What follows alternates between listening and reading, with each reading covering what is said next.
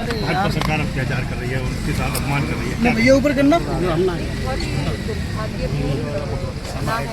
और जिस तरह से भारतीय जनता पार्टी वाले लोग जो सनातन की बात करते हैं, जो धर्म की बात करते हैं, अगर वो हमारे भ्रष्टाचारियों का अपमान नीचे करो तो आप सोच सकते हैं, समझ सकते हैं कि इनकी क्या नीयत है और क्या नीचे करो मंशा भैया। है।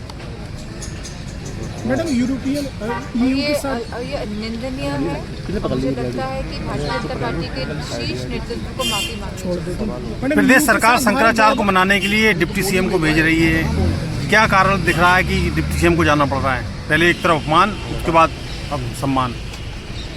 ये सम्मान की कोई बात नहीं है। लगातार देखने को मिला है जिस तरह से काशी में जो मणिकर्णिका का घाट की जो तोड़ने वाली तस्वीरें आई थी और जहाँ कहा गया कि ये AI की जनरेटेड तस्वीरें हैं, जहाँ अहिल्याबाई होलकर की प्रतिमाओं को तोड़ा गया, जहाँ पे प्राण प्रतिष्ठित मूर्तियों को तोड़ा गया। और पहले भी हमने देखा है किस तरह कॉरिडोर के नाम पे न जाने कितनी प्राण प्रतिष्ठित प्रतिमाओं को तोड़ा गया है। लगभग 300 उससे भी ज़्यादा प्रतिमाओं को तोड़ा गया है। तो ये हमें मान लेना चाहिए कि ये सरकार केवल ढोंग और नाटक करने वाली सरकार है और ये नहीं चाहते हैं कि वाकई में जिस तरह से कहा गया कि बनारस को हम क्यूटो बना देंगे, पर ये बात कभी नहीं कही गई कि इस तरह तोड़ के आप कार्य करेंगे। कहीं पे भी कोई भी अगर हम देखा जाए रिनोवेशन की बात होती है तो हम चीज़ों को सजो के रखने की बात करते हैं, ना कि तोड़ने की बात करते हैं। लेकिन ये सरकार ऐसी सरकार है जिसने मंदिरों को तक को तोड़ने का कार्य किया है।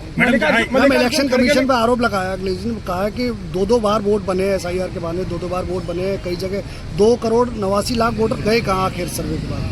ये बहुत सारे प्रश्न चिन्ह हैं और अभी जैसे कि नोटिस आ रहे हैं तो खाली 150 नोटिस इशू किए जा रहे हैं और जो ऑफिसर्स को लगाया गया है बड़ी दिक्कतें आ रही हैं क्योंकि लोगों को 20-20 किलोमीटर जाके तो नोटिस अलग जगह से कलेक्ट करने हैं और उनको दूसरी जगह जाके उनको डिपॉजिट करना नोटिस को, तो बड़ी दिक्कतें आ रही हैं और ये अपने आप में सवाल चिन्ह है इलेक्शन कमीशन में, जो नहीं चाहता है कि प्रक्रिया ढंग से चले। प्राचीन बनारस राज्यपालों को बीजेपी ने कठपुतली बना के रख रखा है।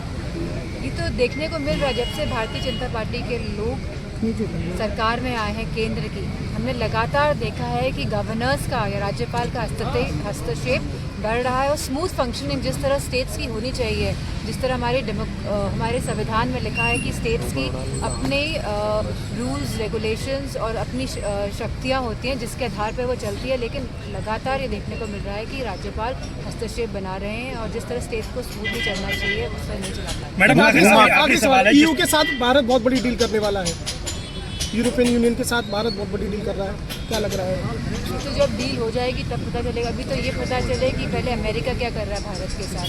जिस तरह हमारे ट्रेडर्स का नुकसान हो रहा है, जिस तरह हमारे स्टूडेंट्स का नुकसान हो रहा है, जिस तरह वीज़ाओं में दिक्कतें आ रही हैं और लगातार जिस तरह अमेरिका भारत को जिस तरह से नीचे दिखाने का काम कर रहा है लगातार, तो ये तो हमारे जो फॉरेन मिनिस्टर हैं वो जाने कि उनकी क्या रणनीति रही है पिछले 10 या 11 वर्षों में कि जिस तरह जो हालात आज हैं देश में। ठीक है, मैनपुरी में भूमाफिया बड़े पैमाने पर जमीनों में कब्जा कर रहे हैं, बुलडोजर भी चल रहा है।